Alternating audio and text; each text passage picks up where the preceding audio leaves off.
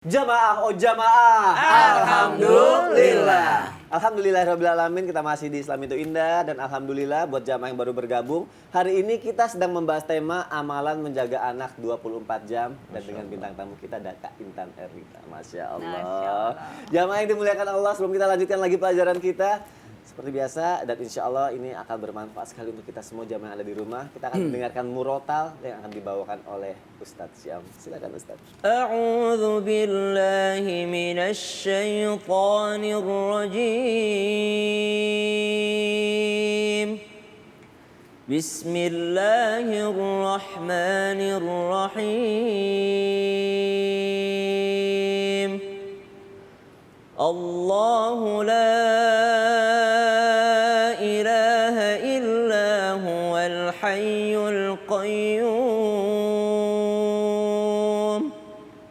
لا تأخذه سنة ولا نوم له ما في السماوات وما في الأرض من ذا الذي يشفع عنده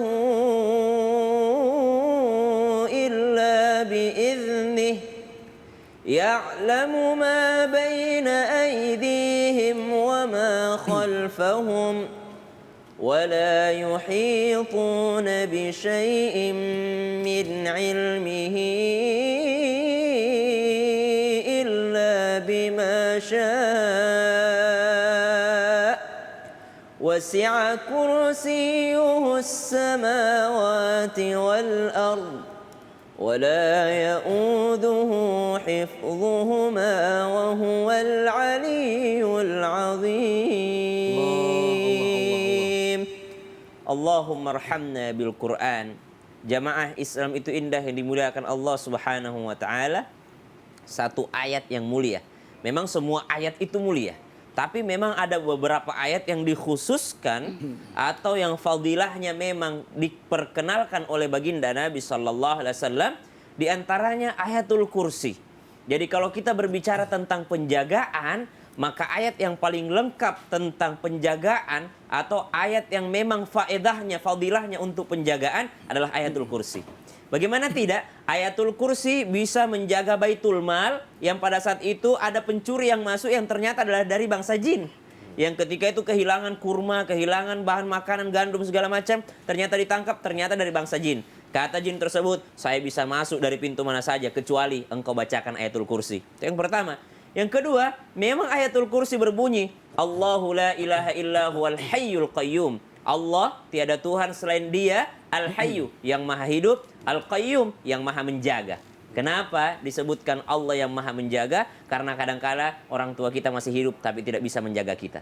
Kita memang hidup tapi tidak bisa menjaga manusia. Kadangkala kita juga mau menjaga tapi kita tidak hidup lagi. Subhanallah. Maka hanya Allah yang hidup terus dan menjaga terus. Hanya Allah Subhanahu wa taala. Ada orang yang hidup tidak bisa menjaga. Ada orang yang pengen menjaga tapi tidak bisa hidup selamanya. Maka yang bisa menjaga anak-anak kita hanyalah Allah Subhanahu wa taala. La ta'khudhuhu sinatun wa la naum ila akhir ayat. Semua nama-nama sifat-sifat Allah dalam ayat ini yang terkandung dalam ayat yang sangat mulia ini adalah bentuk penjagaan Allah Subhanahu wa taala kepada manusia. Lahu ma fis samawati wa ma fil ardh. Dari langit, dari bumi semuanya dijaga oleh Allah Subhanahu wa taala. Shadaqallahul azim. Allahumma arhamna bil Qur'an. Amin. Allahumma amin. Sama-sama Sony. Masya Allah. Mungkin jamaah sudah banyak sekali yang berusaha ngasih yang terbaik untuk anak-anaknya, ya udah ngasih tahu anak-anaknya, ngejaga anak-anaknya, nasihatin anak-anaknya. Tapi Ustadz Maulana, ketika kita ngasih tahu anak kita, ternyata anaknya maaf ya, agak keras kepala gitu. Kayak nggak mau ngedengerin orang tuanya gitu. Itu harus bagaimana kita sebagai orang tua, Ustadz? Oh baik, bagaimana sebagai orang tua menyikapi anak yang keras kepala? Iya, mohon penjelasannya Ustadz. Izin Pak Kiai, Pak Ustadz Sam. Allahumma shalli ala sayyidina Muhammad wa ala sayyidina Muhammad. Silakan buka surah Ali Imran ayat 200. Ya ayyuhallazina amanu sabiru wasabiru warabitu wattaqullaha la'allakum tuflihun. Ketika kita mau menasihati anak, sebaiknya baca dulu ayat ini. Baca dulu ayat ini sebelum menasihati anak. Begitu pula guru sebelum mengajar, sebaiknya baca dulu ini sebagai untuk dikuatkan kesabaran. Yang jelas, satu hal buat kita semua, yang pertama ketika kita melihat anak yang keras kepala, ini sebenarnya gini, ambil sisi keuntungan dari anak yang aktif, berikan banyak kegiatan. Iya itu kan. Iya, iya. Yang pasif, yang cuma duduk aja, oh jagain toko. Ya, dia tidak kemana-mana itu. Jagain Pintar apa, jagain adik, jadi memanfaatkan, ya. memanfaatkan. Maka ketika ada anak keras kepala, yang paling jelas ajak dia diskusi. Apa sih maunya? Dia maunya apa? Mohon maaf ya, tanpa menggurui, diskusi antara ayah dengan anak paling banyak dalam Al-Quran.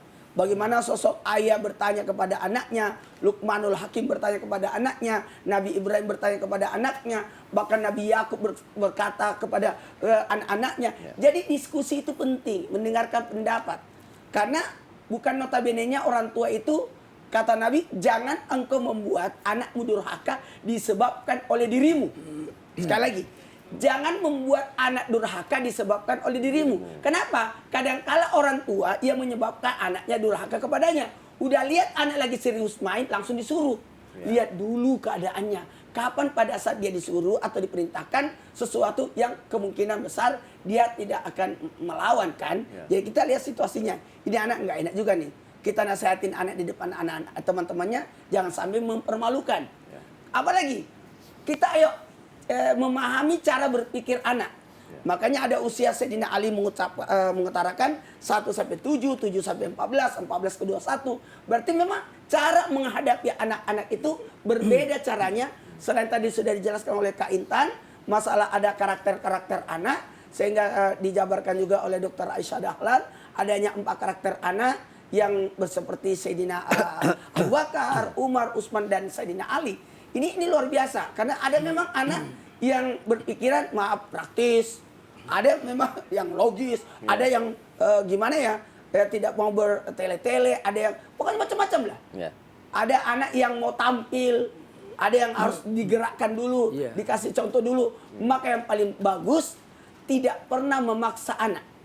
Cara menghadapi anak yang keras kepala, libatkan dia dalam kegiatan kita. Kalau perlu ajak ke tempat kerja. Oh gini ya ternyata. Jadi kadang-kala anak itu baru sadar ketika dia merasakan atas apa yang dirasakan. Sehingga baiknya anak itu sering-sering dibawa ke tempat kerja kita. Supaya tahu orang tua saya ini kerjanya gini loh. Lagi ngapain aja. Kemudian boleh juga tuh diantar anak-anak itu yang lagi malas makan, bawa ke rumah sakit. Ngapain? Lihat orang sakit, ih kurus banget ya. Oh, bahaya banget kalau orang sakit ya. Atau sering-sering bawa ke kuburan. Supaya ingat kematian. Dzikrul maut. Ya Allah, berarti kita harus mau mendengarkan pendapat anak, lalu kita pahami, lalu menempatkan posisi sang anak itu di mana gitu. Kemudian libatkan anak dalam setiap kegiatan. Masya Allah. Jadi anak itu butuh teladan. Ya, baik. Iya. Terima kasih Ustaz Maulana untuk penjelasannya. Pak Kiai, aku sebagai orang tua punya kegelisahan gitu Pak Kiai. Nanti kan ada masanya anak-anak kan akan bergaul gitu ya, ketemu banyak orang. Lingkungan ya. Lingkungannya di mana gitu. Takutnya dia kayak terjerumus dalam hal-hal yang kurang baik, dalam kemaksiatan gitu. Nanti kan diajarin katanya kita bisa minta caranya supaya anak gak kayak gitu dengan doa. Iya. Doanya apa Pak Kiai? Jadi kemana-mana intinya doa. Intinya ya doa. Allah. Doanya biar anak gak kayak gitu. Kak Sony, ada peribahasa mengatakan bird of the same feather will flock together. Burung dengan bulu-bulu yang sama berkumpul sama bulu yang sama. Artinya burung dara temannya burung dara. Burung beo teman burung beo, berteman orang baik semoga ikut baik. Berteman sama orang jahat mudah-mudahan jauh dari kejahatan. Ini terkadang berteman sama tukang minyak wangi bau wangi kan gitu. Berteman sama kiai bau kiai kan gitu. Iya, asal jangan kiai bau gitu. Pemirsa, ada hadis Nabi mengatakan arbaun. Kenapa Pak Kiai? Kiai bau. Aku lagi ngebayangin Kiai bau. Arbaun min sa'adatil mar'i, ada 4 poin yang membuat happy manusia. Sebelum saya baca doa ini. Oh iya. Yang pertama antakuna zaujatu solehatan, punya istri yang solehah, punya suami yang soleh. Yang kedua wa auladu abroron, punya anak yang berbakti kepada kedua orang tuanya. Dan yang ketiga, nah ini dia, wa hulatu solehin, lingkungan yang baik-baik.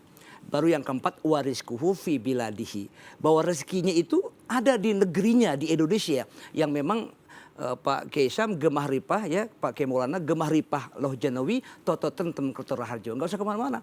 Nah untuk menjadi anak yang soleh itu, soleha itu perlu ada doanya tuh.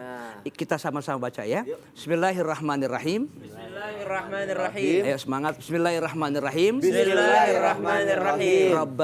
Rabbana hablana min azwajina wa dzurriyyatina qurrata a'yun waja'alna lil muttaqina imama. Jadi ada lagi doa tuh yang memang suka dibaca sama Abdullah bin Mas'ud, Ibni Mas'ud itu dia Bismillahirrahmanirrahim. Ayo kita sama-sama. Bismillahirrahmanirrahim. Bismillahirrahmanirrahim. Allahumma alif baina qulubina wa aslih zata bainina wahdina subulas salam wa najjina minaz zulumati ila nur.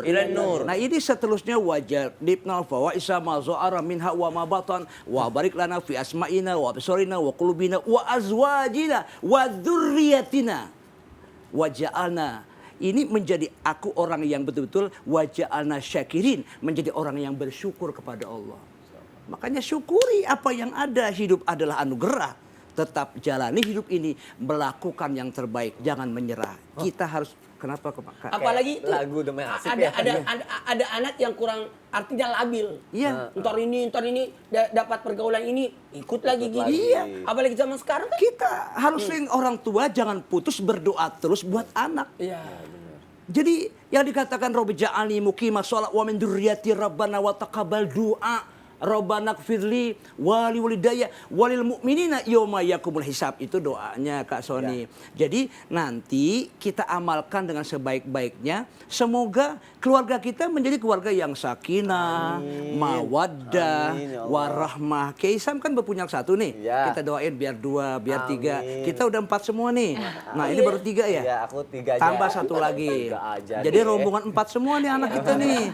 Nah mudah-mudahan kita semua menjadi sakinah mawadah warahmah. Kita sakinah tahu ya, sakinah ya. Sakinah tahu. Tenang, damai, aman, Iya. tentram.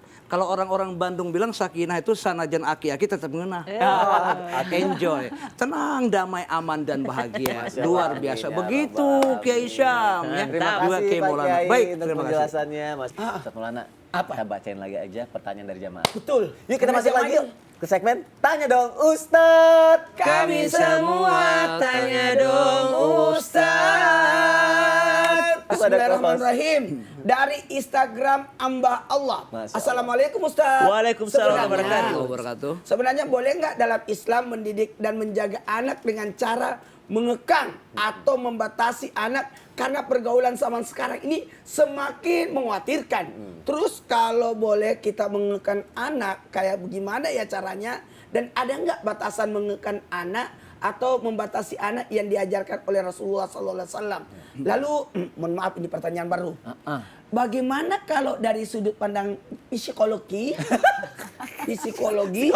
jika orang tua terlalu mengekang anak? Oke, kalau gitu Ustadz Syam dulu aja ya. Iya dong. Ustadz Syam. Baik, Bismillahirrahmanirrahim. Kalau disebut mengekang dalam arti positif memang ada dalam Islam. Karena kalau sistem pendidikan dari Sayyidina Ali radhiyallahu an, 7 tahun pertama menjadi raja dan ratu, 7 tahun kedua menjadi tawanan alias dikekang, alias dikurung, alias dijagain di penjara. Ya, 7 tahun ketiga menjadi sahabat atau teman curhat atau teman berdiskusi. Yeah. Artinya kalau dikatakan ada nggak dalam Islam boleh untuk memaksa atau mendidik anak atau mengekangnya? Kalau bahasa positifnya ya dalam artian positif, ya memang anak itu 10 tahun memang dalam Islam memang dia dihukum, dicambuk kalau dia tidak mau sholat.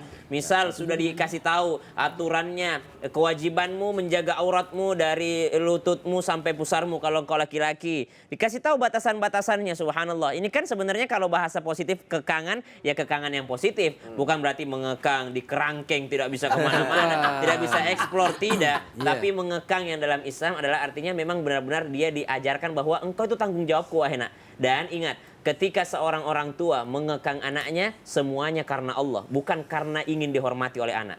Jadi kesalahan dari kita kadang-kala karena kita ingin dapat benefit dari anak. Padahal anak itu bukan tanaman yang akan kita petik buahnya, bukan. Itu adalah kiriman Allah yang kita memang bertanggung jawab ke atasnya. Urusan anak berbakti tidak berbakti nanti urusan dia kepada Allah itu. Urusan kita adalah mendidik, membesarkan dan mengajari anak tentang agama kita. Amalan dan doanya bagaimana? Amalannya ya Rabbi habli minas sholihin. Ya doanya Rabbi habli. Ya Allah jadikan anakku anak yang soleh, anak yang soleh, anak yang soleh. Subhanallah. Allahu taala ala. Terima kasih Ustaz Syam. Iya. Tadi dari segi Psikologi. Jadi tadi berkorelasi nih yang tadi Ustadz Syam katakan bahwa apa ajaran Islam itu sebenarnya di dalam dunia psikologi juga ada dan dibahas. Kalau usia 7 sampai 14 tahun tadi kan harus dikekang. Cuman kayaknya kalau kekang kan kayaknya mindsetnya negatif Bahasanya, gitu ya. betul. Bahasanya ya kita ubah Iya. jadi positif adalah gini. Pengawasan kita lebih ketat. Kenapa? Dalam usia 7 sampai 14 tahun kalau di psikologi itu memang usia peralihan dari anak-anak menuju ABG. Tahu dong ABG sekarang kayak apa ya gitu ya. Tubuh mereka masih gini, pikiran mereka masih kayak anak-anak tapi tubuh mereka sudah menjadi remaja ya kan. Jadi ini orang tua memang harus banyak memberikan masukan-masukan nilai, ilmu, norma nih di sini nih mulainya nih. Karena apa? Karena ketika anak-anak udah di usia 14 tahun ke atas, mereka udah punya kemauan sendiri. Orang tua cenderung agak susah mengendalikannya. Setuju nggak sih buat yang anak-anak yang udah usia itu ya? Jadi di usia 7 sampai 14 tahun ini kita masih bisa memegang mereka. Artinya kita masih bisa tegasin mereka, ya nggak? Do and don'ts-nya sekarang dikenalkan. Ini boleh, ini nggak boleh. Kenapa nggak boleh begini? Karena ini seperti ini. Jadi aturan-aturan tegas dimulai dari sekarang. Jadi ketika nanti anak masuk fase ketiga, masuk ABG ke remaja dan ke desa awal, anak-anak udah tahu aturan benar dan salah. Jadi ketika orang tuanya nggak ada di depan mata, dia ketika mengambil keputusan, ada yang menawarkan hal yang buruk, dia udah tahu ini nggak boleh. Karena di usia 7-14 tahunnya mereka udah dikokohkan terhadap aturan-aturan tadi. Gitu. Allah, terima kasih Kak Intan. Sama-sama. Aduh, mau tegas sama anak tapi aku bingung. Harus bisa. Aku nih yang labil soalnya. Gimana ya? Harus gimana? Jadi tentang apa itu? Gimana? Gimana apanya? Gimana? Apanya yang gimana? Gimana kalau kita bacain pertanyaan setelah yang satu ini? Gitu. Iya. Ngapain mundar mandir? Atau aku bingung. Ya udah setelah yang satu ini tetap Islam itu indah. Jamaah, oh jamaah. Alhamdulillah. Jadi gimana? Kenapa nggak dari tadi?